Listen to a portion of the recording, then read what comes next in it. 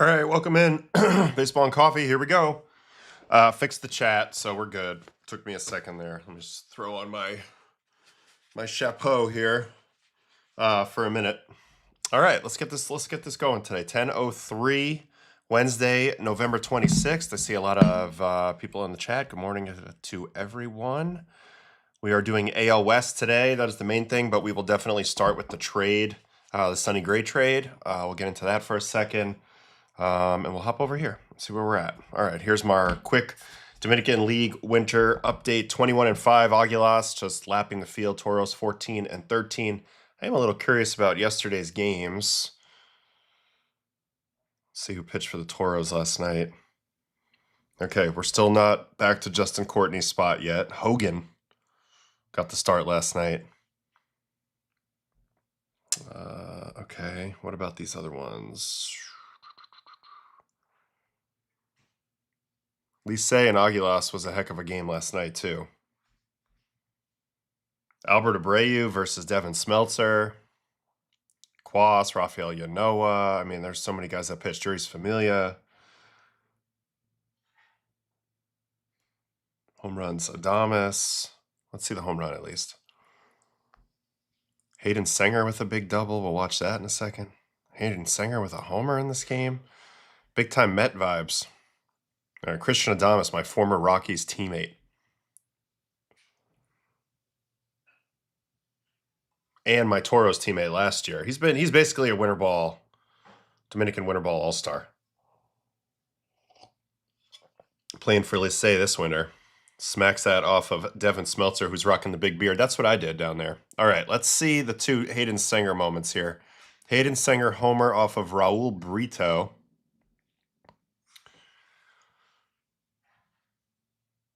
Oh, get some.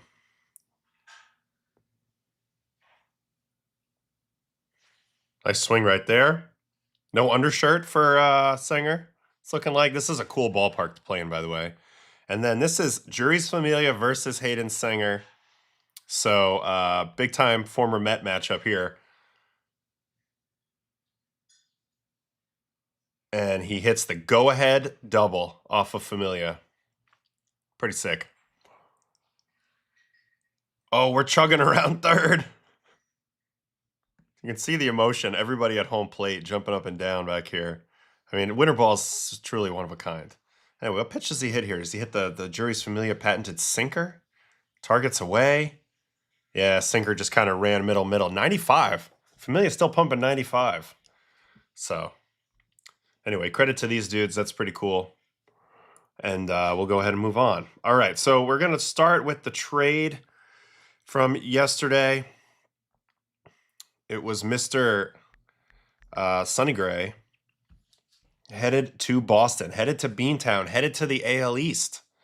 And he got traded for Mr. Richard Fitz. And also, I think the third piece was a guy by the name of Brandon Clark. Let me just double check that real quick. Yeah, Brandon Clark, this fellow right here, lefty pitcher who was a fifth rounder. I looked a little bit at his prospect status, and it's real. It's a lefty throwing absolute gas. So let me find that, though. It was Clark.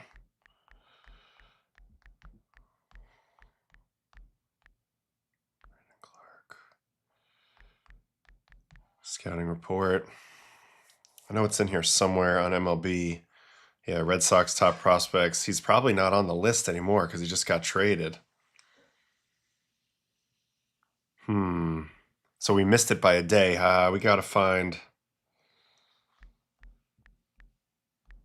We'll find him. Yeah, Familia versus Senger. That was fun. Yeah, athletics. We're gonna be talking athletics today. Athletics need pitching. Don't disagree. They got a really nice lineup. Really nice lineup. You think I should go to St. Louis top prospects? You think he'll be there now? You think he'll be already listed? All right.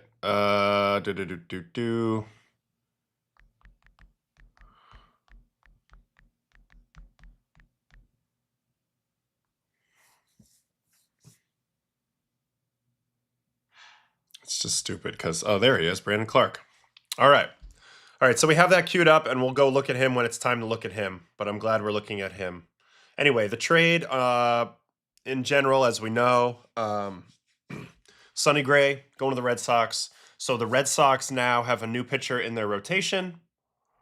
They mentioned that they were going to go probably big fish hunting in the rotation. I don't know if this quite qualifies, but they do have him penciled in right now as the number 2 behind Crochet. I think Sonny's really good. I've seen some really good favorable stats on him lately. He's one of only 3 pitchers the last few years. Let me pull that up specifically. It was a good little nugget. Here it is. Sonny is one of only 3 pitchers in the last 3 seasons to have over, well, last 2 seasons to have over 400 strikeouts and less than 80 walks. And the other 2 is Tarek Skubal and Garrett Crochet. So that is a pretty good combination right there. So they're going to pair 2 of those guys at the top of this rotation, Crochet, Gray, and as of right now, you got Bayo, Crawford, and a returning from Tommy John, very long rehab, very lengthy rehab, Patrick Sandoval at the moment. There was also $20 million being paid to offset the salary here a little bit. And the way this kind of works is, you know, Cardinals need to dump Sonny Gray. They're not in contention right now. This is the moment for Heim to make a move with his pieces. We talked about it on Monday when we did NL Central. That's what we saw the Cardinals doing. And I'll go hop over to the Cardinals for a second because it's going to be more of the same moving forward. They'll be stripping this roster of assets and trying to build up from the bottom up. So they end up getting Dick Fitz, which is the best nickname ever. Richard Fitz. He's going to slot right into the rotation. He's got very little service time. They'll let him keep going. And then they get the wild card in Brandon Clark. And on top of that, you know, they get out from some of the Sonny Gray money. Now, they are paying $20 million. So that's a big difference. But the reason why you pay the $20 million is so that you get a better prospect in return. And Clark, I believe, is the lottery ticket that Heim wants. Lefties who sit 98 don't grow on trees. And we're going to watch a little more video on him, but it's an interesting scenario as the Cardinals continue to tear this roster apart. Assuming they trade Nolan next, the only player who'll be under contract, guaranteed contract beyond this next season will be Wilson Contreras. So, you know, that's a little bit of how this affects the Cardinals, but that's what they were looking to do in this trade. All right, let's take a look at Sonny Gray, who actually, I mean, just like a pig in shit, finds himself in a really fun situation. So fun, in fact, that he gets a $10 million kicker, basically, because they reworked his contract into a mutual player option for the next year with a $10 million buyout. So he's basically getting $41 million to pitch this season, which is freaking sweet for the player. What do we got in the chat here? Clark was the number 5 in the Sox system. So we're going to get to Clark in a second, but let's go ahead and look at Sonny. So Sonny's season last year, 14-8, 4.28 and 32 starts, 180 and 2/3, 201 strikeouts with the 1-2-3 whip. It's a good season. Probably gave up too many runs. I've had seasons like this in my career where they ask you to evaluate at the end of the year and you say, you know what, I feel like I was pretty good, but I gave up too many runs. And at the end of the day, giving up runs is the name of the game. Giving them up or not giving them up, right? No matter how you slice it. So 4.28, 32 starts, 180 innings. So you're getting a workhorse. Last 3 years, 184 innings, 166 and a third, and 180.2. Let's look at the metrics and how they are trending. Walk percentage, outstanding. 5% walk percentage this year. That's good. That sets the floor very high. You're not going to beat yourself. It's a good place to start. K percentage, 26.7. It's always been a big feature of Sonny's pitching. He knows how to punch tickets. He's got a tremendous spin capacity. He knows how to use his off-speed pitches. 31% chase, really, really good. Exit velo, above average. So the only things below average are barrels and velocity, and ultimately the expected batting average. Let's go look at how he's trending over the last few years.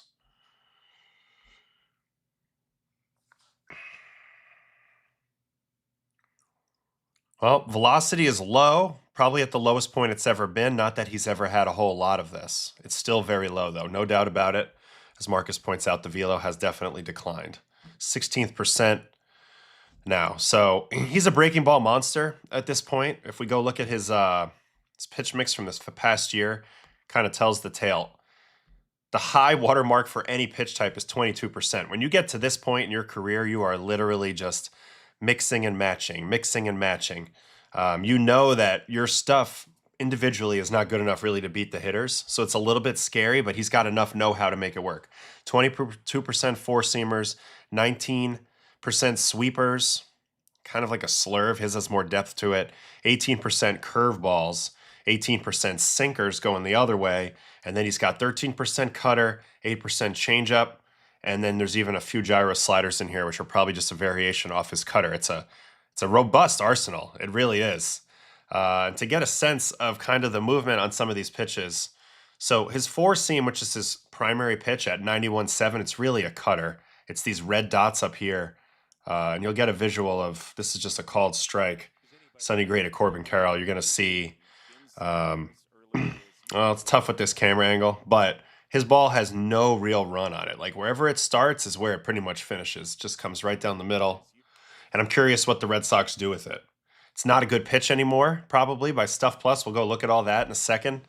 But it's mostly because of the velo. It does have weird movement, which I like. Weird movement, always good. Now the sweeper is outstanding. The curveball is outstanding. Really, all the spin pitches are outstanding. Gray's fastball got destroyed last year. Braley will probably just delete it. Okay, I was just thinking about that myself. So good comment here by Ricardo. Yeah, they'll probably find a way to utilize the fastball, but I mean, it's already at 22%. 22% is very, very low.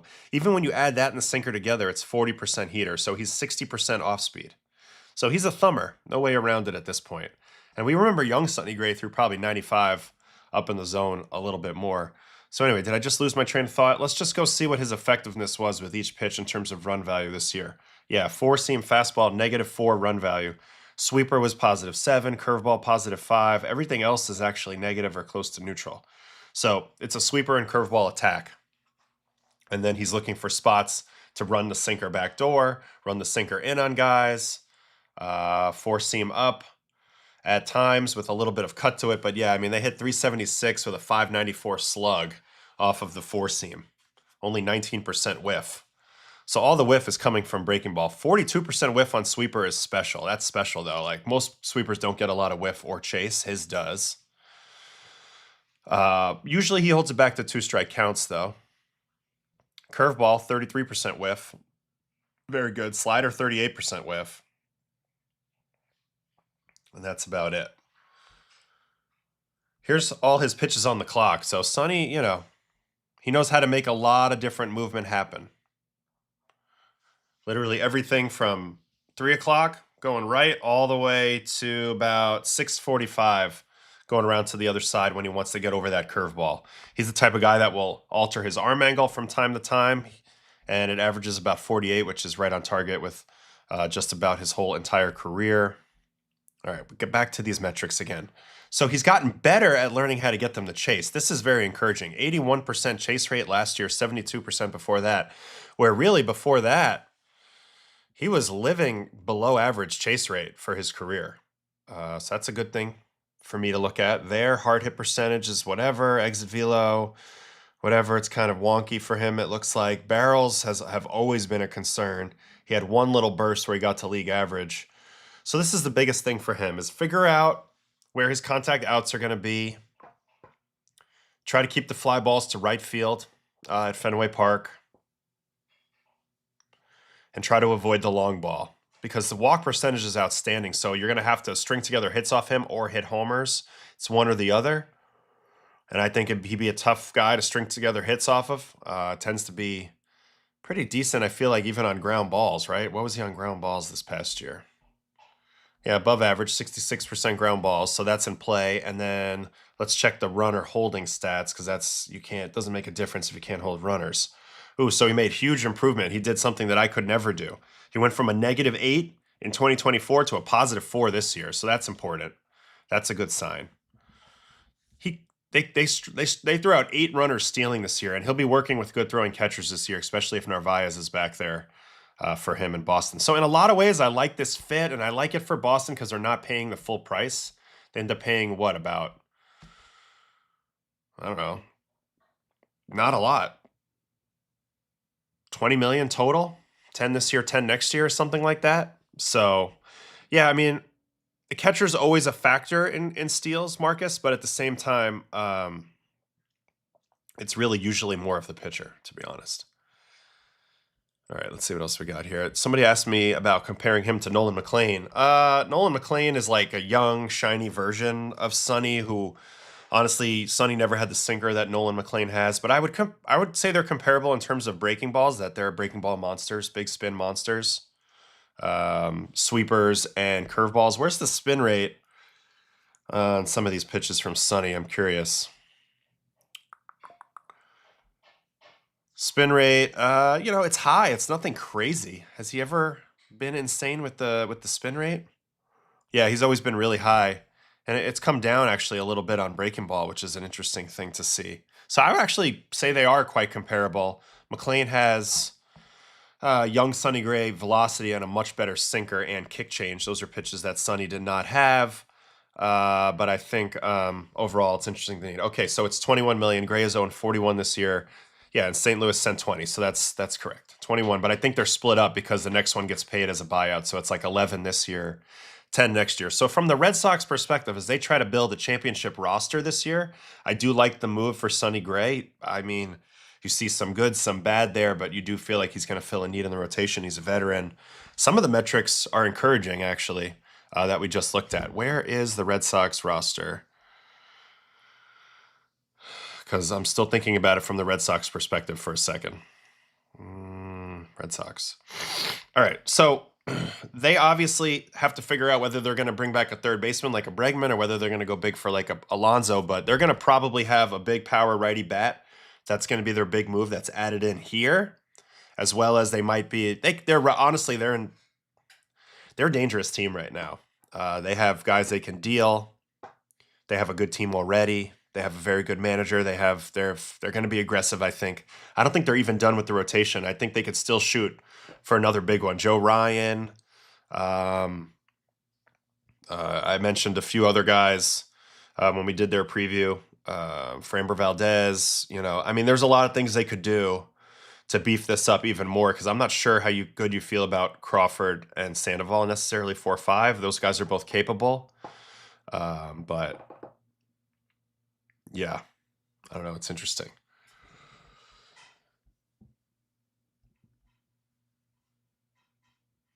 This is a good question. Does the lower spin rate on the curveball account for the sweeper-like movement? I don't know. Let's go look. So, all right, here we go. I'm looking at spin-based versus observed for these pitches. So on his sweeper, it comes out at 730. The curveball comes out at 7. Typical sweeper would come out at like 815. So I just think his hand... Yeah, his hand on his sweeper is a little more over the ball. It's an arm slot thing. I don't think it's as much of a spin rate. Good question from Rally Towel here about whether it's spin rate. I don't think the spin rate is what creates this type of movement plot. As you can see, his sweeper is below the line. These dots here are below the line. Like, I'll give you an example of one. It's gonna look like a slurve. Like, it looks like it has a lot of depth to it, and it does. So it's an abnormal sweeper in that it has a lot of depth, but it's because of this arm angle. Sonny's so high with the arm that even though he's got a sweeper grip and he's trying to sweep it away, because of his hand position, he's actually getting a little more downward break on that. So anyway, that's good stuff. Okay, so that's it from the Red Sox perspective. I don't think they're nearly done, but I think they like the price they're paying, which I think is going to be $11 million this year and $10 million next year on the mutual buyout of that option. If that's the case, maybe I'm wrong with the accounting, but I love that price for them, and that upgrades them, and it gives them a ton of flexibility moving forward. Interestingly, their total cost on this, the $21 million, is right around the price that they would have spent on Giolito with the qualifying offer, which they did not pull the trigger on. So Sonny Gray over Giolito in their mind in this one-year pursuit. So that's interesting. All right, now from the other side, Cardinals. So this is now this is Chaim Bloom. I mentioned it's interesting that he traded with the Red Sox because that's where he came from. But the idea here is you get back Richard Fitz. So let's evaluate Richie real quick. Who, you know, was hurt last year, kind of up and down. I think he broke with the club. Wasn't really, it was kind of a clunky season, but he still showed well in a few areas. For one, he's got good velocity, averaged 95.7 with sort of that ride perceived cut action on the four seam, which I like a lot from a shape perspective. Sinkers. Just a pitch that they added to help him with righties, help him jam him a little bit. It's just more of an arm side flyer, and there's a changeup in there.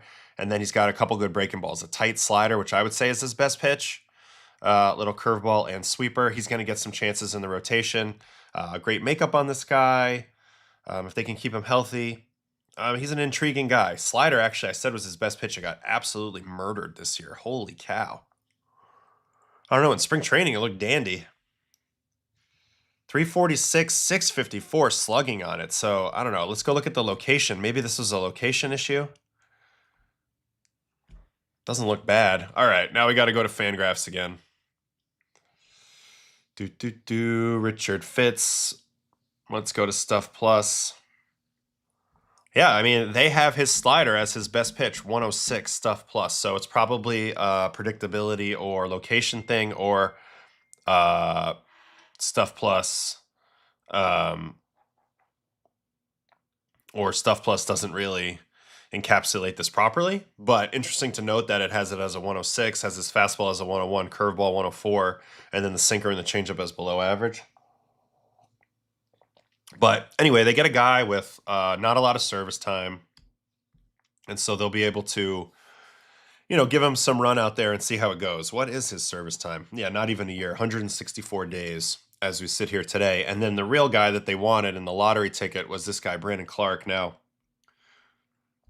the numbers aren't great. He's been very wild. Hard to overstate just how wild this guy's been so far. But he's still a really high prospect, and it's because of a lot of the measurables with his size and his arm slot and how hard he throws. So, yeah, here's the numbers. I mean, 27 walks in 38 innings this year. Did strike out 60, though.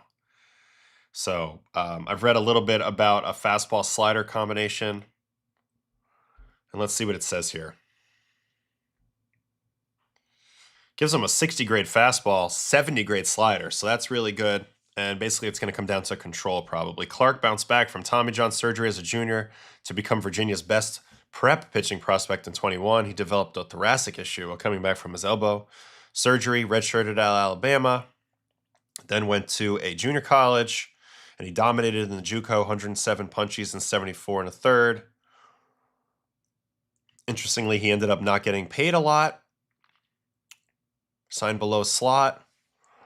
Anyway, sits 95, 98, reaches 100. Fastball features more downhill plane than riding or running action. That's intriguing. I don't know why. That's weird, but I have to see it. Devastating slider, so that's probably part of the reason why the slider is devastating. If the fastball already creates natural disguise for the slider with a downward plane, that could be a part of the reason, which I've pointed out with a few different guys. He has relied heavily on his heater and slide, rarely using the curveball and changeup with some mild fade, both of which he can't throw for strikes. Still very much a work in progress. Clark stands out more for his athleticism and quick arm than polish. He gets down the mound well, creating a low release height with plenty of extension. Okay, so let's watch him. I think there's a little video here. We can get a little Brandon Clark video here. 5 strikeouts in a scoreless inning. As we wait out the advertisement. Factoring his hit by pitches, his walk rate is 9 over. It's over 9. Yeah. So this is your typical electric factory, I'm guessing, with zero idea where it's going, and it'll be up to them to develop his command from here. So it's a little bit of a cross body. That's the slider.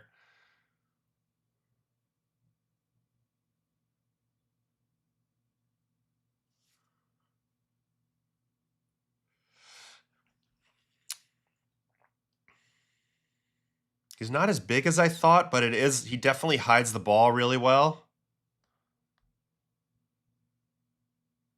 And yeah, it's a little bit of probably a horizontal approach angle. I can't tell where he is on the rubber. It looks like he's probably on the first base side to try to throw some strikes. But this is intriguing because if he has good stuff,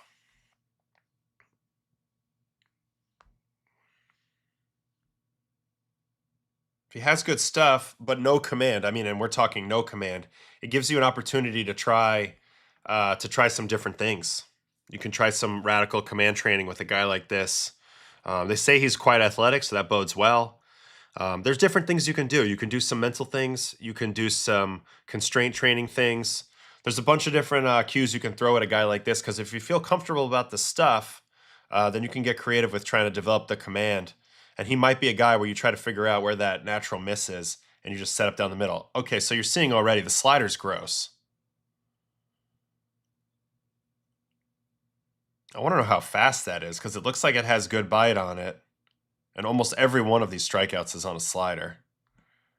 Let me watch this whole tape again, because he's just punching tickets with sliders in this tape. And that will determine whether this deal ultimately was the great choice or not for the Cardinals, whether they can develop this guy into a big league piece, whether it's a devastating late inning reliever who's throwing cheese with sliders, or whether it's an actual starter who has command.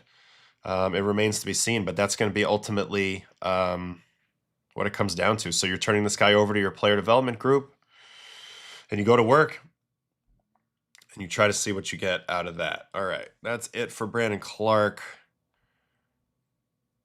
I am curious while we were here, though, to go look at Sonny Gray's stuff metrics and how they have trended on Fangraphs at least, because we forgot to look at that earlier. All right, so it has that slider, which I guess is the sweeper, at 123. It has him as his only plus pitch. Even has the curveball, interestingly, as a 91 stuff plus. So, yeah, this is kind of where he's at. Back in the day, he had a stuff plus metric pretty good on a sinker, but it's always been slider. So, it's know-how over stuff with Sonny at this point. Yes, he has 2 good breaking balls. He's going to be fascinating to watch in Boston. It's also fascinating the dynamic that he used to be on the Yankees, and he was not happy there, I don't believe. Didn't go well. Now he's back in the AL East. I did hear in an interview not that long ago him saying that he wanted another shot in a big market, so he's getting it now. He's going to Beantown in a winning type year. It's going to be very exciting to see how this plays out, but just like all the other trades, not really gradable yet. Maybe this Brandon Clark guy, they figure him out and he turns into a stud, and then you're like, oh my God, how could they give up Brandon Clark? But at the moment right now, he's a disaster with throwing strikes. He's got good stuff. He's all potential, and you're going all in to win in a baseball season. So that's kind of how I look at this trade at the moment, and we will go ahead and move on to our American League West stuff here in a second. We have a little bit more information in the chat. 88-89 is the slider on Brandon Clark, so very fast, and it looked like it had good bite to me. It's not a great camera angle, and we're doing obviously a very small sample size amount of video scouting there, but cool to watch. Definitely has upside. Anytime you're a lefty with premium velo and a plus breaking pitch, you're useful. Those are the types of guys that you want facing the Ohtanis of the world, right? So they have a job usually in baseball, and if you can develop a little beyond that, now you're talking a real asset. So this is a fascinating trade. Heim doesn't usually miss. He's very good. So that's important. Clark was dealing with blisters when his command went down this year. Okay, good to note. Good note here.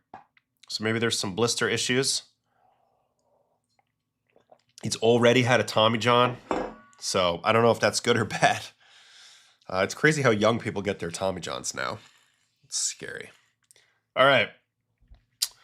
Thanks for hanging with that, and we will move on now. Let me close out all these Cardinals and whatever tabs, Fitz, Sonny Gray, and we will get into our first team, which is the Los Angeles Angels of Anaheim. All right, they have a crap load of free agents, and this is how their season went last year. Another last place finish, 72-90. Despite at times having some of the best players of all time on their roster, Trout, Ohtani, Pujols, at times having some very intriguing players of all types. I think of some of the pitchers they've even had over the years that have been pretty good. Patrick Sandoval, Ben Joyce was a very exciting guy. Rossio Iglesias was there. I mean, they've had good guys, but they just haven't been able to put it together on the mound as a group. And ultimately, Trout keeps kind of getting hurt, and it just hasn't gone well. A lot of their signings have been, frankly, a little bit head-scratching. And Manassian is on a one-year deal. He brings in the manager, Kurt Suzuki, on a one-year deal. Artie Moreno is one of the all-time wild cards when it comes to owners, so you just don't know. But anyway, let's get into it. Here are the free agents. Luis Garcia, Yohan Moncada, Kenley Jansen, Andrew Chafin, Tim Anderson, Tyler Anderson, Hunter Strickland, Rengifo, Jose Urena, Chris Taylor, Kevin Newman, and Lamont Wade Jr. That is like a whole team of players. And yeah, this might be the worst contract of all time because he simply hasn't played it all. Simply hasn't played it all. So I loved Anthony Rendon as a player. I'm not sure he loves the game back. And I don't know him personally, but I loved him as a player. And even Scherzer was giving Rendon the sign off when he was telling me, he's like, yeah, I mean, Tony might be rather playing basketball or something, but when it comes to big games, he was the guy I wanted up at the plate, just playing that little violin and then raking. But the Angels fans, and I feel terrible for the Angels fans for everything they've gone through. That one looms large. Obviously, they're going through a trial right now. That's uncomfortable. Not cool. All right, here is the lineup right now if it were to start out today. Zach Neto, that's a nice piece right there. Nolan Shanuel, he's been there for a bit. Mike Trout, the legend, obviously. He's got 14 years and 70 days of MLB service time to this point, and he's been in and out of the lineup the last few years, so we'll talk about him in a minute. Joe Adell, who had his breakout last year. Jorge Soler, who I have to do a little more research on. Logan O'Hoppe, he's the great hope at catcher. Christian Moore, big-time first-round talent. Denzer Guzman, really young guy at short, supposed to be a defender, actually played with him a little bit in winter ball last year. And then Bryce Tedioso. So it's a very young team, and it's a crazy right-handed team. Crazy right-handed team. There's only one lefty in this starting lineup. Darno makes the other half of the catcher duo, and then Oswald Peraza, Kyron Paris, who's a guy with big-time talent as well, and then Matthew Lugo. But there's no lefties. So just off the top of my head right here, looking at it, they need more lefty presence in this lineup. Now, unfortunately, because Trouty is now basically playing DH, I think a lot of it's going to come down to this Soler spot. All right, so let's go do a little investigating on some of these players. Mr. Jorge Soler, the man who used to wear the heaviest chain I've ever seen a guy play with in Major League Baseball. At one point, I don't know how that alone didn't put him on the IL with neck strain, but also World Series MVP, absolute gangster. All right, last year only got 315 plate appearances for a 215 average and a 680 OPS, only 12 home runs. So kind of a lost season for Soler. He did put up a 780 OPS the year before, so you see why they wanted him. But he wasn't really able to get it going. What's the story with him? Why was he hurt? I didn't really get a good read on Soler last year. Let me look into him a little bit.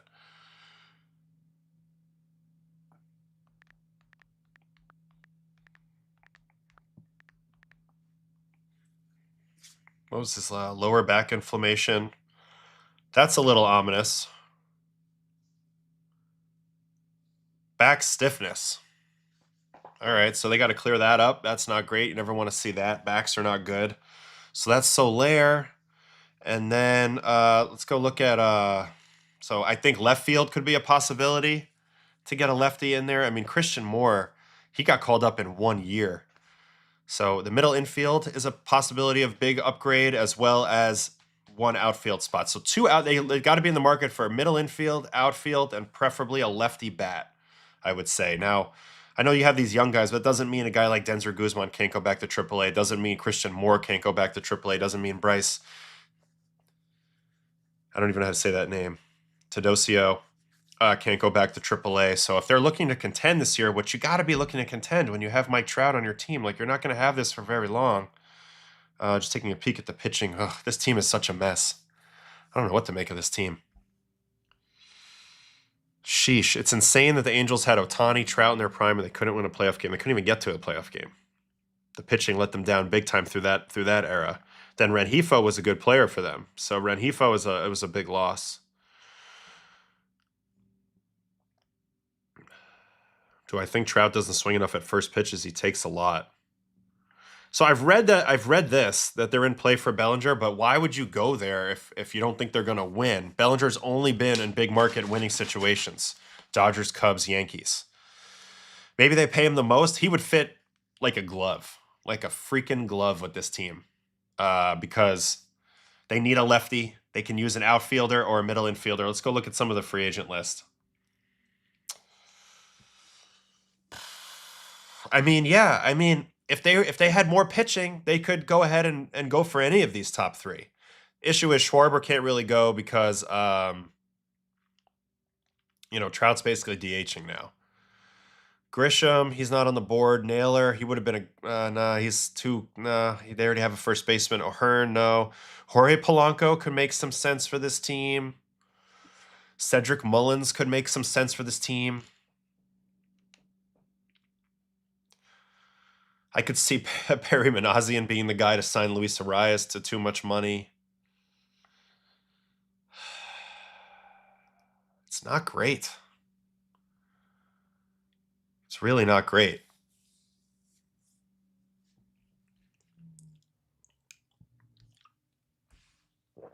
They could be a sneaky team for Murakami. I could see that maybe. Who do they have playing third right now? Yeah, Murakami would be my I would take, if I were them, I'd take a swing at a Murakami. Get back in the Japanese market. Pay him a little more than the other guys. You can take the chance more so than some of these other teams. Of course, he would go there and he'd strike out 45% of the time. But I'd be into maybe Murakami. I mean, Bellinger would be the perfect fit, but I don't think they're going to get him. So I think this team is going to have to figure it out. They could be maybe in the trade market. Sheesh, I don't know. Let me go look at the Angels' top prospects.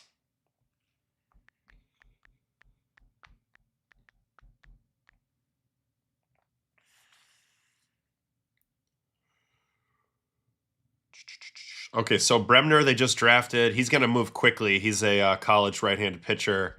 Where'd he go to? He went to UCSB, Santa Barbara. Ryan Johnson's already been in the big leagues. They've used him mostly in the bullpen. George Klassen is another guy coming. This guy from University of Minnesota, interestingly.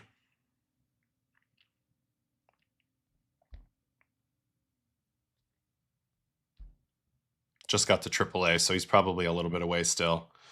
Yeah, Denzer Guzman's down there, number 8. Sam Aldegheri, he has been in the big leagues a little bit. I mean, really, they need an influx of pitchers. This is Johnny Slowinski. Interesting that he's in rookie ball and he's already rated really high. I mean, he's got good grades. 55 fastball, 50 curveball, 55 slider, 55 changeup, 50 control. That's really good. So maybe they have some prospects, but they're going to have to do a really good job developing these guys. But I don't think they're there yet. But they could use some of these guys for trades, I'm saying, if they think they want to go in right now. And they tend to kind of try to compete every year, in a half-measure way. It's very interesting. But, yeah, offensively, man, Bellinger would be incredible. I know people are talking about Okamoto a little bit in the chat. I've seen that. And then there's this possibility. Send Joe Adele to the Pirates for Keller and prospects. Okay, so if you send Joe Adele out there, I mean, now your outfield's totally stripped. But you do benefit with the pitching side. This is where they're at, pitching side right now. Kikuchi's the ace, Soriano, Detmers, and then I love the Grayson Rodriguez trade. I thought that was very interesting. But yeah, this is I'll believe it when I see it type of rotation. They have some names here, but there's some question marks. Detmers has been up and down a lot. Soriano looked pretty good. Grayson's a big injury risk. I mean, he's coming back, and we don't know what he's got. The Orioles basically gave up on him. Getting 1 year of Taylor Ward for Grayson Rodriguez told me everything I need to know about how the Orioles feel about his health. Yeah, I mean, they're a bottom 5 farm system, so they have more problems than just the Major League roster, but this is a tough spot to be in. And I'm just thinking about it. Like, look, if this was a brand new GM, you could probably make a good case to just, like, punt this season and reset, honestly. Like, it feels like you're shooting for a 1%, like a 1 percentile outcome here, 100th percentile outcome here. Like, it's not going to happen, probably. But Perry Manassian's on a 1-year deal. They need to win. They're trying to win. So I think they're going to make moves to try to win. They're just going to be a lot of mid-level to low-level moves at one time. That's probably what they're going to do. Let's go look at some of the Savant for a few more guys. We need to look at Trout and Odell. So Mike Trout, man, the Melville Meteor. You know, probably one of the more natural, I mean, probably the most natural player I've seen up close, playing against him, but also being on his team in Team USA. Just hasn't been able to stay on the field. You know, 23, 362 plate appearances only, and 24, 126 plate appearances only, and he was still over 850 OPS. This past year, this is his worst year of his career by far. He gets only 456 at-bats, hits 26 homers for a 798 OPS. I don't think it's over for Trouty, but there are some signs here that aren't great.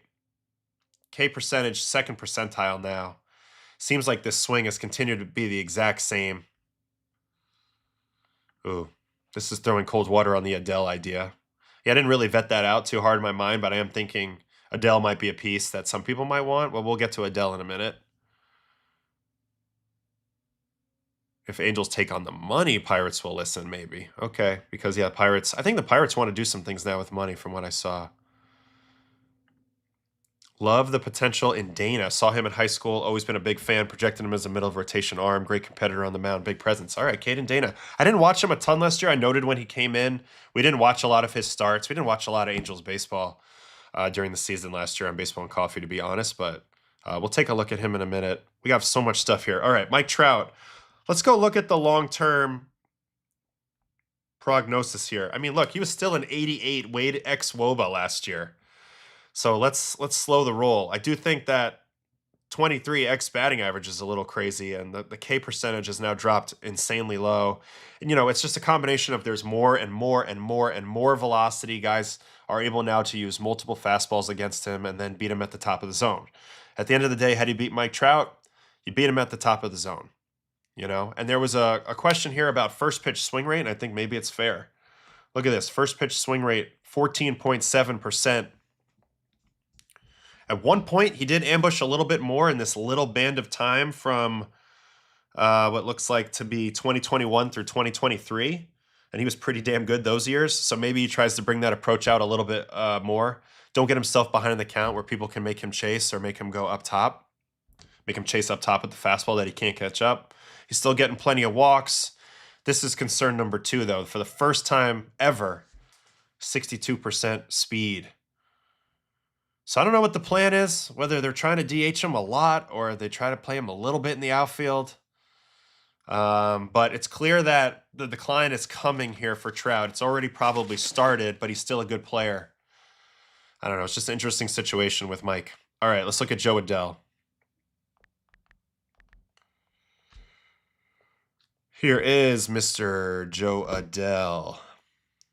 All right, so I mentioned last year was the big breakout, 37 pumps. 770 OPS only, though, with 37 pumps. Didn't get over 800 OPS with that, and partially it's because just doesn't walk. 20th percentile walk rate. Now, it's because of too much chase. If he can clean up his strike zone judgment, you might have a monster at the plate on your hands. Bat speed, 99th percentile. Barrel percentage, 96%. The swing is there. He even has above average sprint speed to boot. But I got 2 things that I'm terrified about having him on my club. Number 1, oh my God, -12 in the outfield. -12 in the outfield. Also, these metrics here, these chase, these whiffs, these K percentages, like, are they even trending upward at all? Yeah, they are, a little bit, but he's got a long way to go. He's got a long way to go to lock that in. and become the actual monster he could be, because this guy could be an absolute stud at the plate. Some of his metrics are pointing that way. Just raw talent, raw ability, but the outs above average is scaring me. I wouldn't be afraid to trade him. I really wouldn't. Again, I know they're trying to win right now, but there's some stuff here that's scary. How are you going to play him in the outfield? He should be DHing. They have too many DHs. All right, so that's Joe Adell. I was curious to look at that for a second. Ohapi's another one who had a weird year. This is such a weird team. I've always rooted for Ohapi without knowing him because he is from my neck of the woods. He's from New York somewhere. Long Island, I believe. Another guy with big power potential, but it's kind of gotten worse offensively since his first year. Had a 796 OPS, then 712, then 629. And being a catcher, it's tough, day in, day out. But another guy with a similar issue. Too much chase, too much whiff, not enough walk. Hits the ball hard. But this is a double whammy too, because now you look at the catching situation. That's completely gone in a bad direction. How did he look the other years? Was he good behind the plate at one point? Average in 24.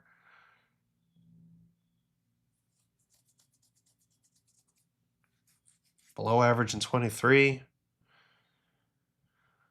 So another guy that could be a potential good hitter, but has a lot of issues to deal with and too much miss, and he's also a negative on defense. So they just have so many double whammies on this team. Let me get in the chat for a second while I keep going, because this is like just overwhelming. What do I think of Kurt Suzuki on a one-year deal to manage? I think he's going to take advantage of his opportunity. I've heard nothing but good things about Suzuki as a player. I watched him going back to Cal State Fullerton days. Very smart player, catcher. I wish him nothing but the best, but this is an interesting situation. You don't usually accept a job with a one-year deal as a first-year manager. Angels were average offensively, but one of the worst pitching. Can't be afraid to let go of prospects. Yeah, okay. I agree with this. If you can't develop them, trade them. But, I mean, dude, this is a flawed team. They are very right-handed from what I've just seen. The pitching's not there. You're stabbing at straws. You got to punt on this roster. I'm sorry. It's as hard as it is. I would trade Mike Trout. I would do it. I would do the whole thing if I were the Angels. I would punt after a while. I just can't deal with all of these issues. There's so many issues, even with their good players. Tough things to worry about, and it's an easy team to game plan against. They don't have any lefties, so even though they had an average offense last year, it would be below average if you rolled it back out there. They need lefties in the lineup. Thought Trout would be a top center fielder all time. Injuries have hampered. Now he might be along the lines of Beltran all time. Statistically, still an easy top 10 center fielder all time. All right, thanks, Carl. We will look at that when we talk about. Eventually, we'll get to Mike Trout's Hall of Fame stuff. His peak is so high, though, higher than Beltran. But yeah, not as much. Probably won't age as gracefully. Yeah, pretty big red flags. They have the same problem as the Yankees, some people are saying. In a way, too many DH types, right? Definitely an automatic Hall of Famer. Yeah, 10-year period, that's ridiculously good. Daniel's demanding that the Keller trade makes sense. Get close to MLB-ready prospects. We're taking on all the money. If you take on the money, I could see that could work. And Murakami would add to the DH problem. Shit, that was a dumb idea then. You're right on the bump baseball. I'm just thinking, how can they up their upside? The thing is, they need to punt, but they're not gonna punt, so they need to go with some lottery tickets. So they need left-handed bats, and then they need to rework the whole entire. They need to rework the whole entire pitching situation as well. The Angels team is a prove-it team, and if they don't have a winning record, I doubt Artie keeps anyone on the roster or front office. Yeah, I do think that they'll punt the entire front office, and then the next group will have a chance to strip it all away. But they're hanging on, trying to compete with this right now. It's fascinating to watch them kind of do it. What would a Trout trade look like? It would look like taking on a lot of dead money and flipping him to a team that he wanted to go to. I'm sure it's probably like the Phillies. But I don't know. It's just, the whole thing is just scary. It really is. All right, like I mentioned, from the pitching standpoint, it's not bad, but they need more depth, so expect depth signings. And then in the bullpen's kind of a disaster. I loved watching this guy pitch, Ben Joyce, when he was throwing 103, 104. But of course he got hurt because we can't have nice things. We can't ever expect Rendon back. So those two guys are basically gone. Robert Stevenson, who they signed and immediately blew out, pitched a little bit last year. He's penciled in as the closer. Burke, Zephyr John, Silseth, those guys are pretty good. Bachman is a former first rounder, but expect them to sign, honestly, 4 or 5 relievers like they always do. Probably one good one and like 3 or 4 mid-level ones. And then I think they're going to sign probably another depth or 2 starters. Like they're going to make signings. They're just going to add up to money, and rather than taking a big swing at anybody because they need to fill a lot of spots, and then probably a lefty bat. I think I'm done talking about the Angels. What a depressing team. I don't, you know, that's a depressing team for me. It really is.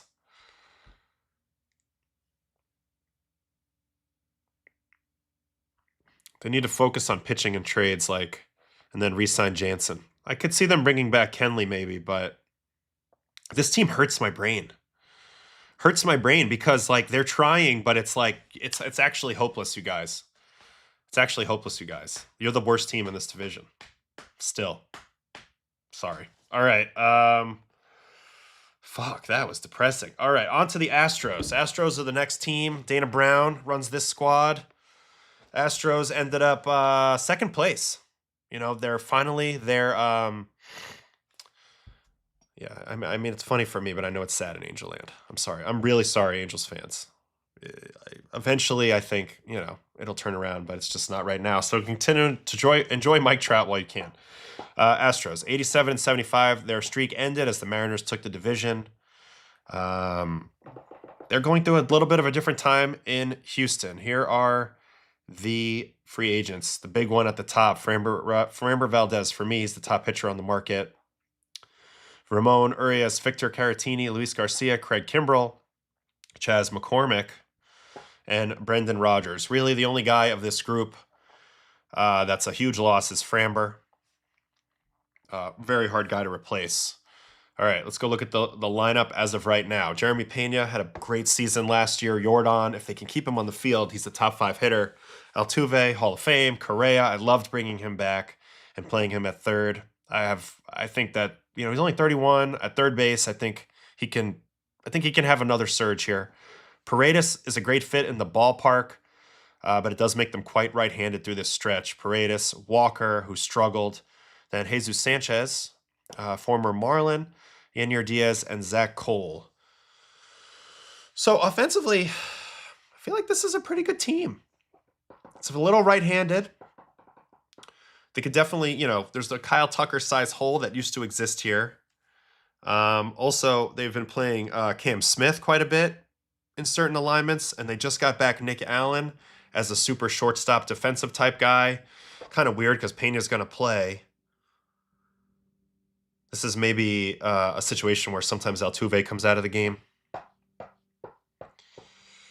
Couple comments on the Astros coming in pretty quick here. Josh Hader in just a few weeks after the deadline killed the season, getting hurt.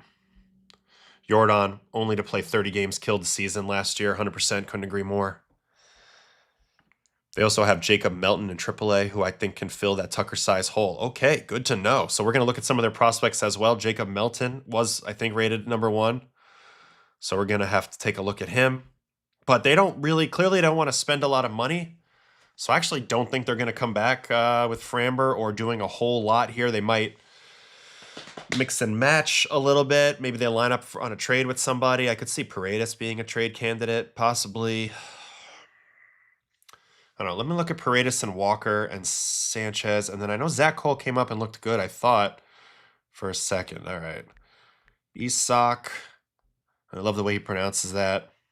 Paredes. 810 OPS, 20 homers, the most unique spray chart in the league. I mean, Deadpool, everything Deadpool. Just a weird player. Below average on defense now, can't run, Deadpool. Bat speed metrics are weird. Probably worth a lot less to other teams than he would be for the Stros. All right, next guy I wanted to look at was Walker. How did he end up finishing out last year? He was their signing that they brought in. I really like Christian Walker as a player, but he struggled offensively from where he had been. 718 OPS, did hit 27 homers. I think he played a lot better in the second half. First base, he continues to be a stud.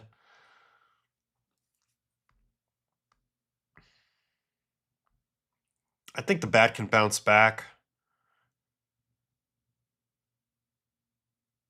Everything looks about the same, so I think the bat can bounce back. He just swung and missed a little bit more last year. I'm wondering what drove that, and his walks weren't there, so maybe this is more of an approach-based situation.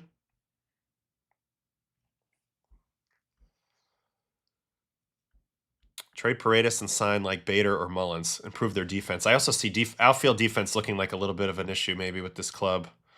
Just a bit. So outfield's Cole, Sanchez, and Jordan, who really can't play. They need a defender out there. I don't hate the idea of bringing in a defensive outfielder, Mullins or a Bader. I don't mind that idea at all. Also, they could use a lefty. Mullins might fit pretty well, actually, on this team. It's a pretty good call. All right, what about Jesus Sanchez? This guy, I feel like, has real talent. Like, he's a monster. Fortunately, for him, I just think the approach is too wild. There's too much auto-taking, auto-swinging. But you see the raw bat speed, 93 percentile. It's got arm strength in the outfield. I've seen him hit some absolute majestic home runs, but he just doesn't square it up well enough. Too much chase, too much whiff, not enough walk to offset it. Ultimately didn't hit enough homers given that bat speed. So just having a hard time transitioning it. He's still a developmental player, which is tough at 28. So I wouldn't be too committed to him if I were the Astros, looking at some of that. And then Zach Cole came up at the end, Yanier Diaz. Okay. Yeah, I think it's outfield. I think they're in the market for an outfielder. Another team where, like, if they were going to spend on a Cody Bellinger, he would make a lot of sense here. And then they need Cam Smith to make the leap. This is another route for them getting well. Good call, Dano. Cam Smith literally was drafted just the year before, made the club, and played at 21 or 22 years old last year. And yeah, he got chewed up by the big leagues. But he just got a hell of an education. So let's see what he comes back and does in year 2. This is when adjustments start to get made. And usually by year 3, for guys that get called up this young and they have the real talent, if they have the mind for it, they'll figure it out. And by year 3, they'll become a bona fide stud. But here's year 2. Sprint speed's outstanding. Arm strength, outfield works great. He's got the raw bat speed. So it's going to come down to not swinging at balls and hammering strikes, figuring out who he is as a hitter.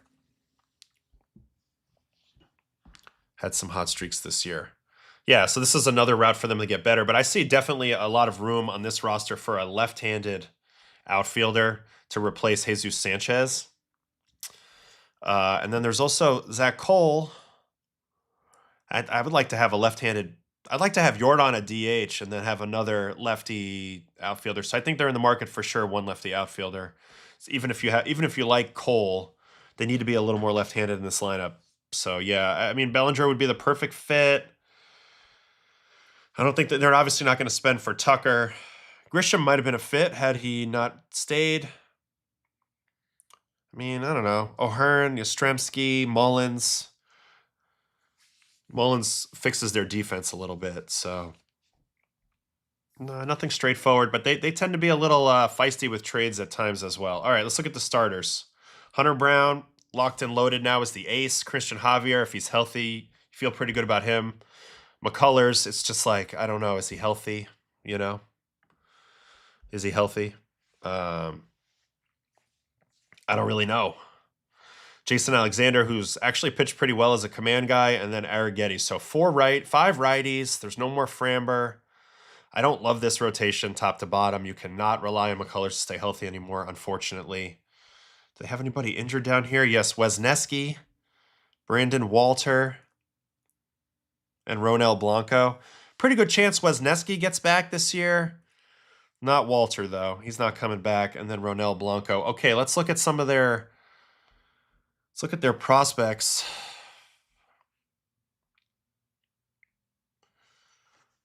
All right, Jacob Melton's the one for the outfield, but I'm looking for pitchers here. AAA or AA or AAA pitchers. Bryce Mayer, AA guy. Ethan Pecco, AAA guy. So maybe these guys will come up and have some sort of impact. This is an overall 45 grade, so nothing to be too excited about here. Ethan Pecco was at AAA, another 45 grade. So they don't have as much ready to go pitching depth as they'd like. And that's a little bit of a concern for the rotation. So they're going to have to make some supplemental additions in that rotation. The rotation's not deep enough, right? You got to love the top two guys. Well, especially the top one. I'm not even sold on Javier anymore because he's kind of been hurt a lot. Let me see. Christian Javier.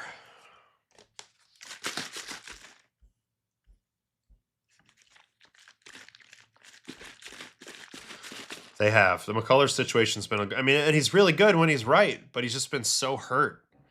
He's almost too nasty, you know? Yeah, Javier only made 8 starts last year, coming back off injury, 4.62. I mean, the velocity, not that it was ever really there, but you're hoping for the best with Christian Javier, honestly, at this point. I mean, he threw a no-hitter, basically part of a no-hitter in a playoff game. And at times, he's been unhittable with that four-seam ride. But I think I don't trust it one bit. You're hoping. You're hoping. You're really, really hoping with Christian Javier, to be honest with you. All right, so Hunter Brown you feel good about, and then it's not great. I think Arrigetti's an interesting guy.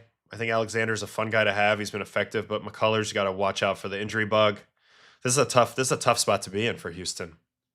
Obviously, they're going to keep trying to contend here, given the top heavy nature of their offense, and also having like a hater in the bullpen, so some guys they're paying. But yeah, shit, they're in a spot. Here's the bullpen: Hader, who says he's healthy now. Abreu, so you love those two. King's pretty good. Okert's pretty good. De Los Santos throws hard. This is a fine bullpen. They'll add to it around the fringes, but as long as you have Josh Hader and Abreu, you're going to feel really good about the back end there. And then let's go back and look at that Melton prospect. Jacob Melton, this guy just got called up to the big leagues. All right. Oregon State guy. 45 hit tool, 50 power tool, 60 run tool, arm 50 tool, fielding 60 tool. Melton spent a year at Lynn Benton, Oregon Community College before 2 seasons at Oregon State, eliminated by a shoulder injury and the pandemic, then won the Pac-12 Conference Player of the Year award, hit 360, 424, 671, 83 RBIs in 22, had first-round buzz, but lasted until the end of the second round. Astros signed him. He's hit 38 homers and had 76 steals in his first 2 pro seasons while reaching AAA, and Houston held on to him and did not want to give him up for Verlander. Left-handed swing has never pleased scouts, though the Astros have helped him tighten it up and reduce the leg kick. Bat speed and strength create plus raw power to all fields. Houston would like him to attack pitches more out in front so he can drive the ball in air. Okay, so this is a classic. Will he be able to not strike out enough? I'm curious to watch some of the video.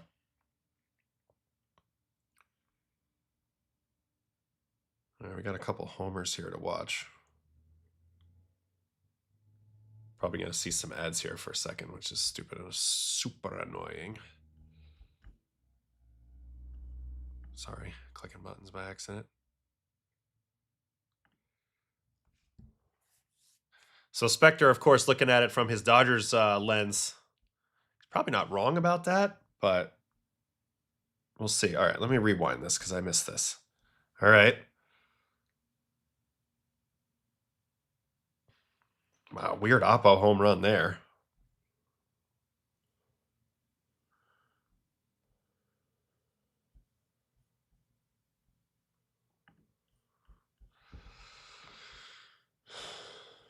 Well, no matter what, you know this guy's going to get run out there if he's their top guy. I also love the guy they drafted, Xavier Nayans, this year in the first round. Really nice swing. Honestly, reminded me of like a Rafael Devers swing, which is amazing.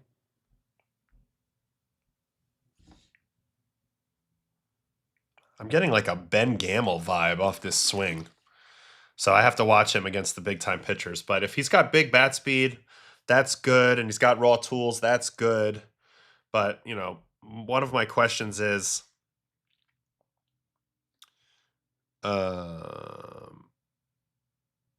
he's struggling against non-fastballs.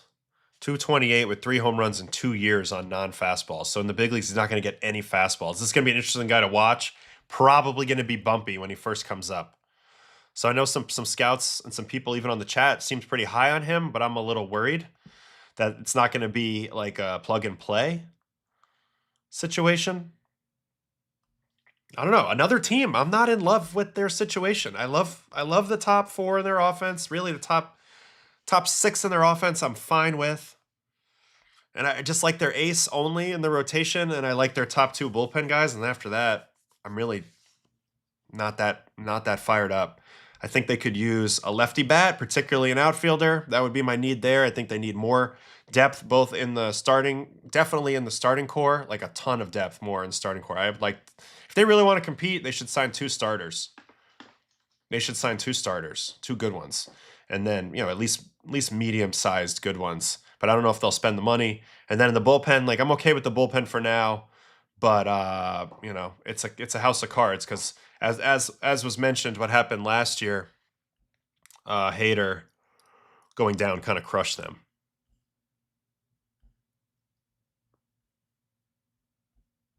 If they brought back Correa, Correa's trotting rookies out there next season, something they're going to do? No, I don't think they're going to. That's why I think they're going to spend. I just think it's going to be in the middle of the pack. Mountain might get some chances, but this is an older team at the top. They're going to want to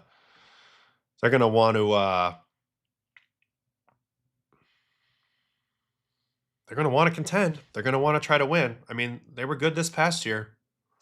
You know, 87 and 75. That's plenty good. So it'll be interesting to see.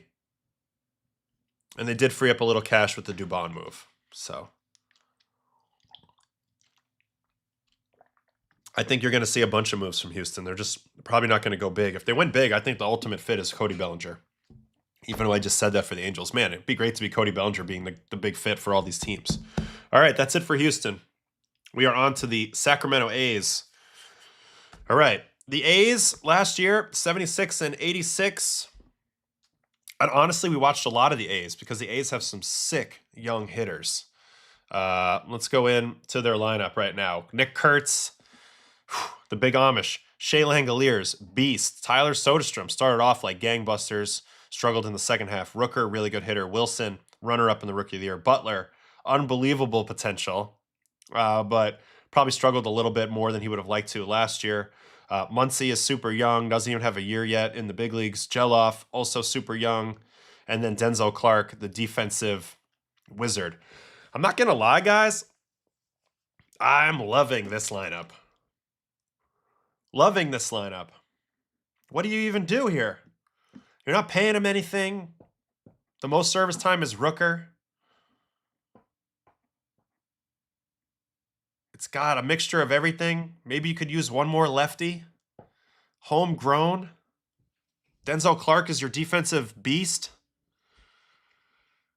I mean, the A's have some dudes, guys. And I agree, Belly's not going to the Astros. I agree 100%, P. I'm just saying he would be the fit on paper, but unfortunately he's the fit for everyone. The A's, what an exciting team. I mean, really, there's a lot to be excited about here. I mean, Kurtz is... I just made a video that I'm going to put up later today. I did 2 videos last night. I recorded one of them. It was Paul Skeens versus the top 10 hitters by that he faced on the season by run value. He didn't get to face Nick Kurtz, but Scooble did, so Kurtz will be on the Scooble video. But Nick Kurtz is in the top 10 by run value in the big leagues last year as a rookie. So that's how good Nick Kurtz is. And already people are saying extend Kurtz before he's too expensive. I don't think you extend him yet. Let's see how he does this year. Let's just see. Plus, he's the ultimate. I don't know. He's just an interesting guy to see. But he does play first. So I don't know. Overall thoughts on Butler. I love him as a person. Met him at the World Series this year. Hoping to get him on the show. Probably will be able to get him on the show.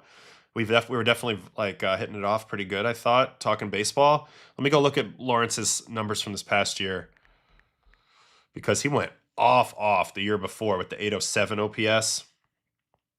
This year, 710, 21 home runs, 22 bags, 234, 306, 404. Okay, so too much miss.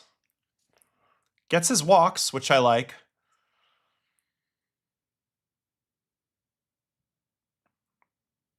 Doesn't square the ball up enough. I bet there's some stuff in his bat tracking metrics.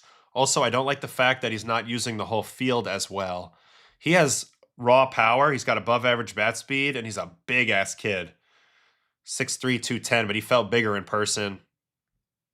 I feel like he should be able to pop some balls out the other way. This is his 24 numbers. There's a little bit more. There's 5 opposite field homers there. So things definitely backed up. If he has a big time off season, which is what I expect him to do,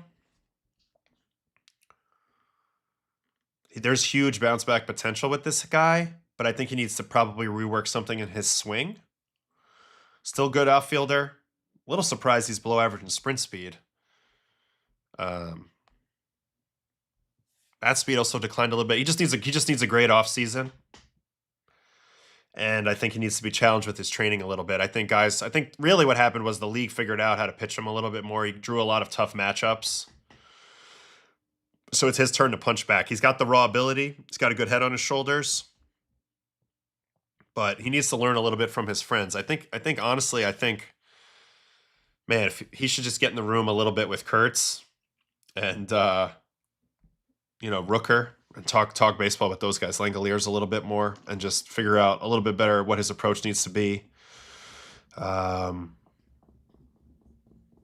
yeah, some of his metrics went the wrong way. I think his swing needs to get cleaned up a little bit. So it's going to be interesting to see.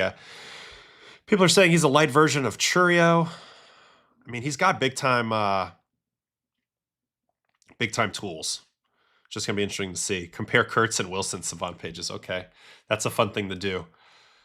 All right, here is Kurtz, which is going to be all red. Watch how red it is. Boom! And then here is Wilson, who is Mr. Contact. And this is part of the reason why I like their lineup. They have such variety. So here's Wilson. He's 97% in squared up, 99th in whiff, 100th in K, 88th in expected batting, and below average in everything else. And then for Kurtz, he's literally flipped. The ones that he sucks at are squared up, whiff, and K. Literal opposites, but they both serve a purpose. Wilson is going to get a lot of singles. He ended up batting .311 last year, 355 on base, so he's setting tables. He's getting 2 strike. He's a flea. He's a tough guy to face with guys in scoring position. And then Kurtz is just literally an aircraft carrier. Young Jim Tomei, Framber Valdez, Yordan Alvarez vibes from this guy. So you just set him and forget him. But yeah, I wouldn't do shit with their lineup. I really wouldn't. I would just work on these guys pretty hard. I don't know a ton about Muncy or Geloff, but obviously they like to let their young guys go. They like to keep their payroll slim. And really, this is a lineup you can win with. This is actually a lineup you can win with. So I think you got to go look at the pitching and you got to upgrade the crap out of that. Sevy, Springs, Luis Morales, Jacob Lopez, Luis Medina. Nothing but room to add here on the pitching side. Nothing but room. So whether you're swinging a trade or whether you're going to actually spend some money, this is where you do it if you're the A's. It's pretty straightforward. Pitching. They traded Mason Miller. They got back that DeVries guy, so that's their big-time prospect now. Let's go look at their prospects. But I don't even have to evaluate their pitching as much as it's just it's funny, they don't even have a team listed. Except for the fact that they just need more of it, no doubt. All right, Leo DeVries was the guy that they got back in the trade. This is one of the top prospects in baseball. He's a 60 overall grade shortstop. So this is awesome guy to have. Insanely valuable guy. So big time here. And then they drafted Jamie Arnold out of Florida State. I really like him. He's probably going to move quickly.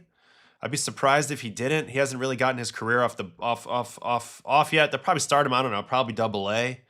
And it wouldn't surprise me if he made it up there this year. He already signed for $6 million. So basically he's making more money than a lot of their big leaguers.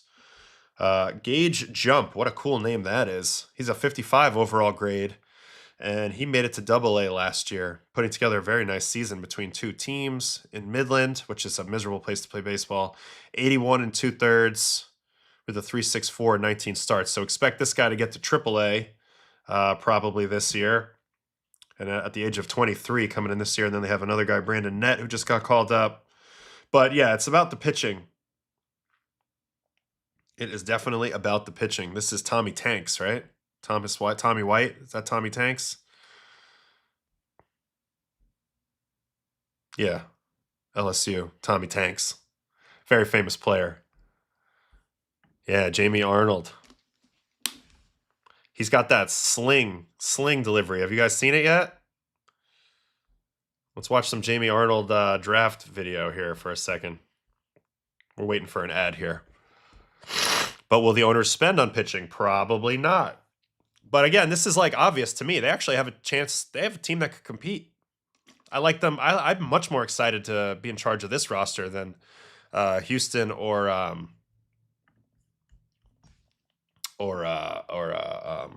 certainly the Angels. I mean, those teams might. I mean, the Angels, Houston might be better than them right now, but certainly. All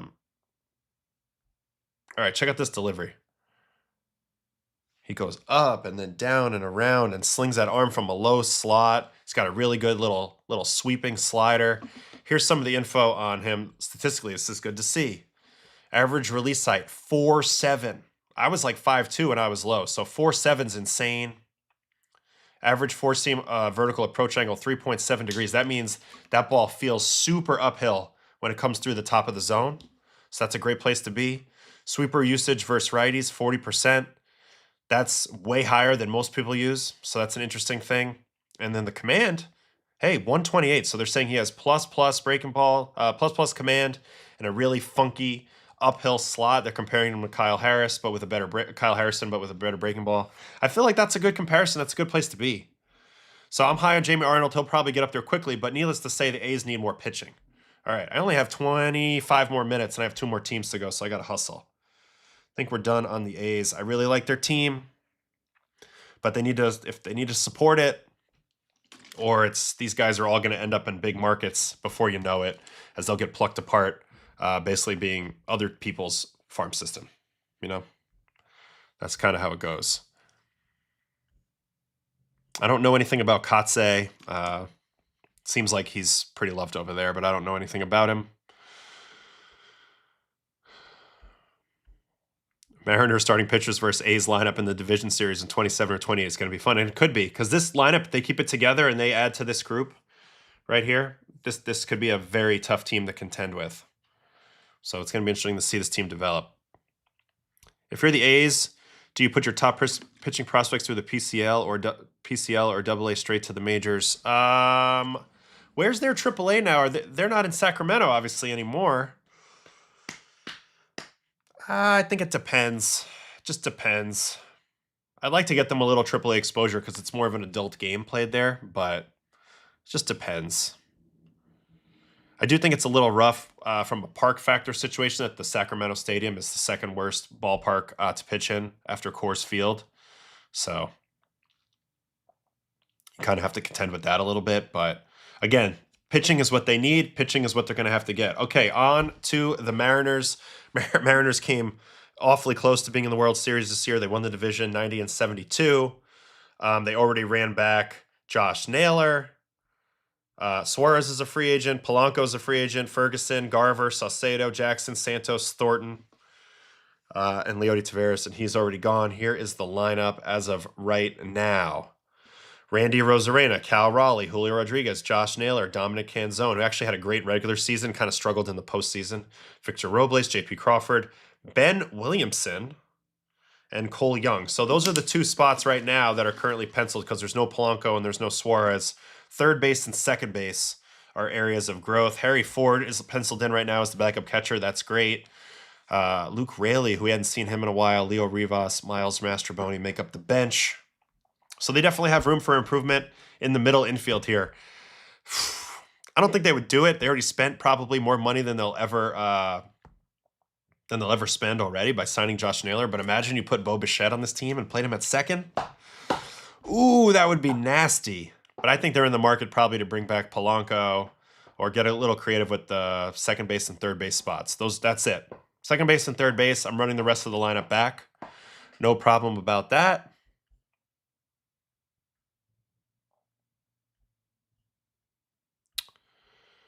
And I think Cal, I mean, look, I don't know if he's going to hit 60 home runs again, but he's clearly an elite hitter, and I don't think that changes anytime soon. So, love the lineup. Got no problem with the lineup. Happy that the lineup finally got into a better place. This is what's been holding the team back for a lot of years. But really, a Rosarena and, you know, definitely Josh Naylor being there now changes things for them. So I think they need more, but it's a pretty good place to start. It's just really second base and third base. And then the pitching, they probably won't do a thing. Brian Wu, Logan Gilbert, Luis Castillo, George Kerber, Bryce Miller. Now, they could trade out of this group for something else. You always have to be listening, of course. But this is a great place to be. So you're just looking to be opportunistic here with the trade. Otherwise, you're running it straightforward with this group. This group got you within one win of the World Series. And yeah, got a little bit exposed in that Blue Jays series probably over time, but they got you right at the precipice of it. It would have helped if Wu would have been fully healthy the whole way. All right, bullpen, Munoz, Brash, Bizzardo, Spire. This is all the same guys we just saw. I could see them making a move for another lefty. Losing Ferguson probably hurts. And they'll be opportunistic in this market, but this is a solid team all around. They don't have to do a whole lot. This is pretty much a run-it-back situation for the Mariners. I really think that. All right, let's see what their prospect situation is. Colt Emerson, we already saw him. Didn't we? Maybe not. We did not see him. This guy could be a possibility at third base. Raked in Tacoma. It wasn't very long, but ended up with he has an 840 OPS in the minors. Cade Anderson, this guy's going to go to the big leagues very fast from LSU. He was drafted last year at the very top of the first round. I knew that they were going to pick a lefty pitcher. This guy's a good pitcher. He's going to get up there pretty quick. This is another guy if you want to really quickly do a little video on Cade Anderson. If you haven't seen him yet, we'll do a second on Cade. And I got to wrap this thing up in about 15, 20 minutes. Because I got to go start picking up Thanksgiving stuff all over the place. I missed the Toros too. Vamos Toro. All right, here we go. Here is Cade Anderson. LSU Tiger. Big time command. Got a little curveball, cutter, slider, tunnel action going on with a pretty good ride on the heater. Really? We're just going to show pictures? We don't have any video of this guy? Oh, that's so sad. I guess I could go look for it on YouTube. All right, I gotta bear with me for a second because this guy's gonna move fast. So this gives them. This is why they have some. This is why they have some ability if they want to trade out of the rotation because they have a few more guys coming. Not to say that they will. I mean, they're probably gonna stick with the guys they have because they're pretty damn awesome. But here is Cade Anderson. Let's watch some Cade Anderson highlights. There's that four seam up top. Little skinny little guy, but big time pitchability. There's that curveball in the dirt. He executes that really well off that top flat fastball. Also changeup. So this guy's definitely a fast track guy. I think he's going to get up there quickly. I think he'll be AA, AAA. I like him in the PCL because Tacoma's kind of a fair spot in my mind. Also, you get used to that Seattle weather. Get an apartment right there, and then you get called up. You just drive on over. Beautiful place to be. Pacific Northwest in the springtime.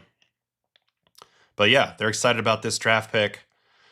And I like where they're at. I do think I would love to see them do a little bit more with those last spots if they can on offense and just try to beef it up because this team is definitely my favorite to win the West next year. Spectre saying kind of reminds him of Max Fried a little bit. I can see that a little bit. Similar angles. It's going to be great to watch him develop into a man and see if he puts any more man strength on. But I will say, when you pitch in big-time SEC Friday night games, that prepares you for big-time MLB games, maybe even more in a lot of ways than a minor league game would. You know, it's a different dynamic. So very cool. and you see him just punching tickets left and right of all the big boys, A&M, Tennessee, you know, Mississippi State, like just doing his thing. There's the changeup. Somehow I knew he was throwing a changeup before he threw it, but 82 off 95 is nice. So excited for this guy. Very excited. Very excited to watch Cade moving forward. Harry Ford, I mentioned he'll be the backup, which I think is a good spot to be. Somebody mentioned that he's blocked by just a little bit by Cal Raleigh, and yeah, he is. But it's a good place to be, honestly, as a catcher. You get some experience around the roster. You're not leaning on you every second of every day. And hell yeah, I watched the Paul Skeens Rhett Lauder game. That was a legendary College World Series game. So sick. I'm a big Rhett Lauder fan. Alrighty, I think that is it now, honestly, for Seattle. They're going to run it back. I don't have a whole lot to say. They have opportunity at second base or third base, and they could maybe make an interesting move if they wanted to deal out of their rotation surplus. But it's Wu, Gilbert, Castillo, Kirby, Miller is sick, and then bullpen is good enough. But they'll probably add more depth pieces. I like where they're at. They're my favorite, definitely, to repeat as AL West champions. And then we'll get to the last team, the Texas Rangers. All right, Rangers last year, 81-81, missed out on the playoffs. Their offense is what let them down. They were pretty damn good, I believe, in a lot of the pitching metrics last year as a team. League pitching 2025. Yeah, it has them as number 2 here rated. Actually, number 1 by WOBA. So you're the number 1 pitching team by WOBA, and you don't make the playoffs? That's because your offense let you down, and that's why Pobo Chris Young has started to make some moves. As we know, the first move was the big Marcus Semien Nimmo trade. We've already talked about that quite a bit, but there he is, Nimmo, at the top of the lineup. They're going to pencil him right in, and that's going to hopefully boost their offense. Here are the current free agents, and this list is insane because they acquired a ton of guys that were rentals. Merrill Kelly, Molly, Corbin, Maton, he's already gone and signed. Armstrong, Milner, Adolis Garcia, who they non-tendered. Coulomb, Chris Martin, Jacob Webb, Donovan Solano, Raddy Telez, Dylan Moore, John Gray, Jonah Heim, Josh Spores. So they are reworking this entire freaking roster, and they're going to do it with some imagination. Now, I saw somebody just do a random question in here. What is a good rule of thumb to either promote a minor league manager versus bring someone outside the organization? There's no rule of thumb. When you're judging a manager, it's all individual. It's all who this person is, what they bring to their table, what's different about them. There's no real rule of thumb. I don't think I think it's foolish necessarily to have a checklist of boxes. Maybe there's some things that you value more than others, but ultimately you're believing in a person and their vision and the way that they're going to be committed and obsessed every day. So that could be in the system. That could be off the street. I think all those make sense. I don't think Jacob deGrom gets traded. I think he's there. But anyway, let's keep going. All right, here is the lineup right now. Nimmo. Currently, they're saying they're going to play him in right field, which is a little weird because the arm's not great. But maybe they feel like it's less ground to cover. Also, the big issue with Nimmo, and we talked about it last week or on Monday, was the plantar fasciitis situation. If that is behind him, I think you'll see a lot of his stuff come back up. A lot of his metrics come back. Defensive metrics, some speed metrics, some things will... So, trust me, he's going to be working out hard with a chip on his shoulder now that he got traded out of New York, and I could see a big season coming out of Nims. Langford, Seager. The big question is whether they try to cut payroll even more and punt on Seager, trade Seager, but their lineup would look so bad without him, and if they want to compete, be a pretty good guy to have in there. Peterson, who had a disaster season last year, is back. Berger, Evan Carter, and this is the guy that has superstar potential that we haven't really seen it since that first burst, and he's been hurt a lot, but they're really hoping that he's what they think he is. Josh Young, same thing at third. Josh Smith, this is what the Marcus Semien trade allowed Josh Smith to play every day. And then Higgy, I think they're going to be in the catching market. I love Higgy, but I think they're probably looking to upgrade there at catcher. So catcher, I have them in on. Then maybe lefty, righty, lefty, left. Maybe another right-handed option, right-handed outfield option potentially. And if they need defense, I could see Bader maybe being a fit here. So maybe a right-handed outfielder type guy and a catcher. I don't see Seager getting traded as well. I agree with P. Spectre saying I would trade everyone for Skeens. I think that's his they're talking Dodger stuff in the chat. All right, to the bench. Yeah, definitely have room for a catcher addition because then Higgy could go back to a backup role. Right now it's Willie McCalver. All right, Ezekiel Duran, Sam Haggerty, Michael Hellman. Those are all bench players. All right, let's go to the pitching. Now, I mentioned the pitching. #1 in WOBA last year, so the pitching was good. They've lost a lot of these guys, but here is the current rotation. DeGrom, Evaldi, love those two. Leiter was actually pretty good last year, I believe. Jack Leiter. Let's see. Yeah, well, I mean, bottom line results, 3.86 and 29 starts and 151 and 2/3. He'll continue to develop a little bit more and more. I think he's still figuring out his full mix. The changeup was a big level up for him this year. The kick change and that fastball. He's blessed with great velocity and great extension. Does strike guys out. Needs to figure out his contact game a little bit more. But right now he's penciled into #3. He's penciled in as their #3 starter. Sinker actually got him some value. So toggling two types of fastballs seemed to get him some value. He needs to work on his secondary pitches and also a little bit of the command piece as well. Too many walks, 16th percentile walk. So Jack Leiter in there at the 3 spot. Kumar Rocker, he was a little disappointing last year. And Jacob Latz. So they could use some more pitching here for sure. You only feel good about the top 2, and they both obviously have injury histories. So, yes, that's Al Leiter's son, Jack Leiter.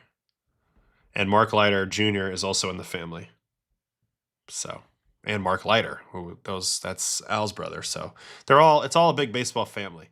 Daniel Brown saying Devin Williams to their pen makes sense, but they said they're trying to cut payroll. And that's the tough question about the Rangers. Like, how much payroll are they trying to cut? What are they really going to do here? I love that they just hired Skip Schumacher. I think he's probably in the running for best managers in the game. So that's nice. But this bullpen needs to be totally reworked. Robert Garcia, Cole Winn, Dom Hamble, Michael Antonez, Luis Carvello, Mark Church. Hey, baby. You want a phone call? What? Are you on a phone call? I'm on the stream. Oh. Do you want to say hi? No, thank you. Okay, I'm almost done. The whole bullpen needs to be reworked. But good news, if you're looking to sign some cheap, desperate bullpen guys that are major leaguers but want to play, you are in the right era of baseball. Because if you go to the relief pitchers, you will see a absurdly long list. This page is 2 pages. This thing goes 2 pages long. And once you get past this first area, all these guys are basically major league pitchers. The question is, how much do you want to pay them? You know? And who can you bottom feed on? A lot of good guys. Pierce Johnson, Scott Barlow, Ryan Stanek, Hunter Strickland, Michael Kopech, Paul Sewald. Like, the Rangers are going to get a couple of these guys and rebuild their bullpen, and they're probably going to wait it out a long time on the market to try to get them as cheap as possible. You know? I mean, Liam Hendricks is going to bounce back with some team at some point. Miguel Castro, and this is the very bottom, but Tommy Kahnle, Jordan Romano, Lucas Sims, Loizaga, Chad Green. Like, these guys are major leaguers. Derek Law, Drew Smith. They're going to get some guys. It's just impossible to know who. And yeah, Kopech is a free agent, although he didn't pitch last year. So that's a little bit tough. Does DeGrom have a no-trade clause? Pretty sure yes. Pretty sure yes. Sure does. He's not going to go anywhere. He's going to stay there. And this is a little bit of the issue too, is the injury stuff with Evaldi. Love Nasty Nate, but the injury stuff is a little scary. All right, so yeah, it's pretty clear. It's pitching, catching, and maybe one more lefty bat, or righty bat. No, one more righty bat, a catcher, and it's pitching. A lot of pitching, bullpen and starting pitching. What do they have? Prospects-wise, Texas Rangers, Sebastian Walcott in Double-A, shortstop, third baseman, Gavin Fine, they just drafted him. Jose Cornell, Winston Santos, AJ Russell, so those are some pitchers. Nobody that I've seen rated that high. Here's Jose Cornell.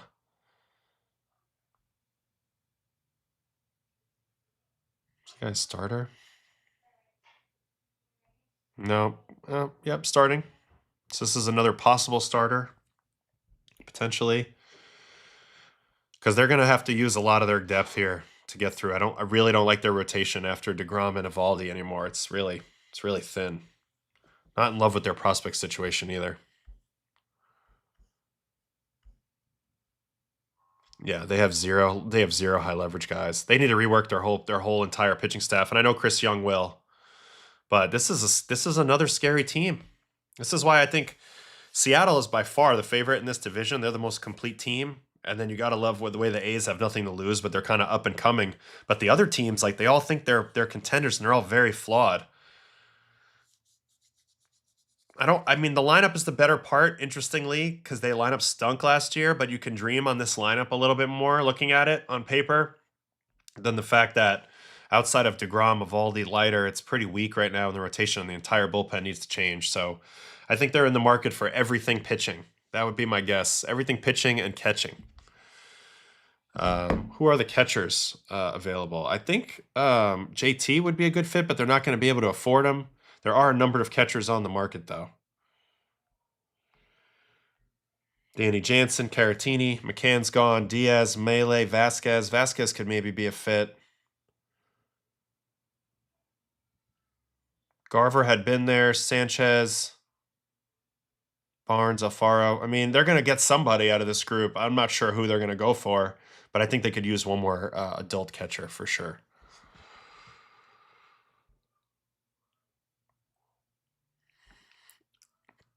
Well, more than likely, it won't be a lot of money. I mean, there'll be some sort of showcase or some medical proof that he's okay, but more than likely, it won't be a lot of money, and you're betting on the upside with a Michael Kopech. No idea why Globe Life is such a good pitcher's park, but it feels enormous when you're in there. I don't know. Maybe your pitches move a little more true there. Not as much atmospheric conditions. I don't think the turf is very fast. So these are some of my thoughts out loud, but ball just doesn't carry. Not sure why.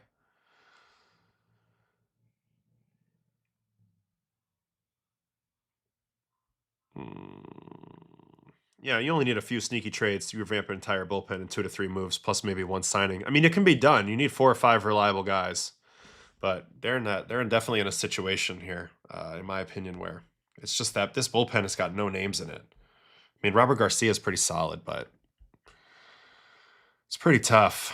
NL West will be Friday. I know it's the day after Thanksgiving, but I'll be ready for it. I'm going to do NL West on Friday to wrap up the divisions.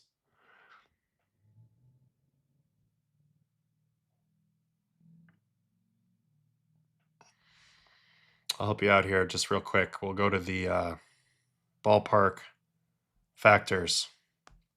The ones at the top of this list are the worst ballparks for pitchers, best for hitters, and the bottom are the opposite of that. So right down here, Globe Life, 22nd overall. But if you just go by home runs, it is actually only it's actually not that bad in home runs, slightly above average home runs. Let me click on Globe Life. This is Globe Life as a field.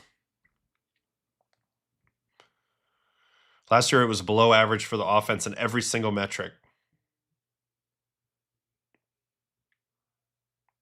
So it's really fallen off a little bit. Overall, over the past few years, there was more home runs, but look at this last year. This is crazy. Looking at 2025, everything backed up. It's probably more of a function of their lineup, and that's why it looks like this. But this is how they try to look at it, folks. They try to look at the different, different factors of what's been going on in there. So anyway, that's kind of a quick answer of how you would look at that.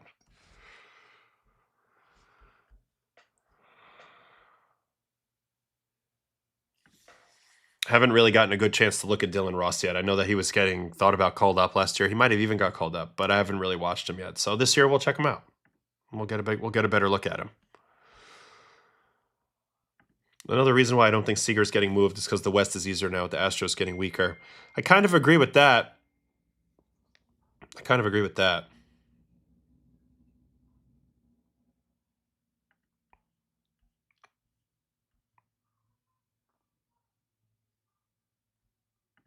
I'll be here Fridays. I have a lot to say on the Dodgers. Yes, of course, Spectre. Friday will be NL West, and that's when we'll wrap it up.